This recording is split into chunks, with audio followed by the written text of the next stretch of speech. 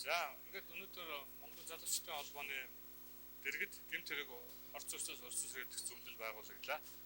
За тэгээд зөвлөл маань одоогоор 15 хүний бүрэлдэхүүнтэй. За мэдээж яг энэ гэмт хэрэг орц зөрчил гэж байгаа учраас яг одоо энэ төрлийн үйл ажиллагаа явуулдаг байгууллагууд мөн төрийн бүс байгууллагууд за мөн хувь сэтгэл зүйчнэр оролцсон байгаа. Тэгээд бидний зорилго бол энэ үйл ажиллагааг мэдээж олон жилийн турш явуулсан хүмүүс байгаа. Гол зүйл маань бид бол яг өнөөдрийг хүртэл яг мусуутай оройтой буюу нэгэнтээ архинд орцсон. За эсвэл бол гэмт хэрэгт холбогдсон. Амьдрал нь ингээд өөрөөр хэлбэл алдагдсан, баланс алдагдсан хүмүүстэй ажилладаг байсан. Өнөөдөр хүртэл бидний одоо нэг сэтгэлийн мохорт доороос гарч ирж байгаа давлгаа гэж ярих үү те. Шинээр түрэн гарч байгаа энэ одоо архинд тодох эмгэг харт тамхинд орж байгаа залуучууд. Ялангуяа одоо гэмт хэргийн замаар бишгэж байгаа хүмүүсийг урьдчилан сэргийлэх ажлын талаар их боддог гэсэн хэмээр хүсэл тэмүүлэл байдаг байсан. Тэгээд энэ утгаараа залуучууд холбооны гэрэл дотны санаачлалаар байгуулсан зөвлөлд одоо бид бүгдөө маш их баяртайгаар маш их олон зүйлийг хийх юмсан гэсэн хүсэл тэмүүлэлтэй орж ийна.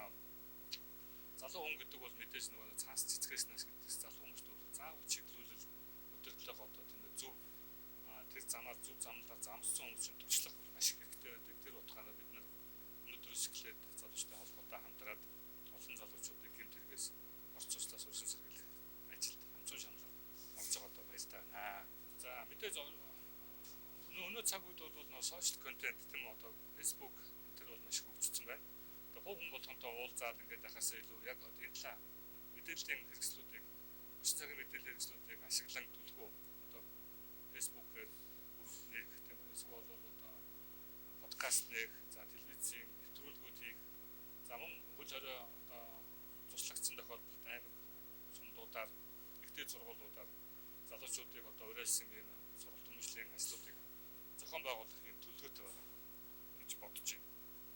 Тэгээ энэ бол мэдээ залуучуудын холбоог л түшгэлнэ шүү дээ. За залуучуудын холбоо бол Монгол улс даяар хэрсэн одоо хөлтэй салбар нэгжүүдтэй.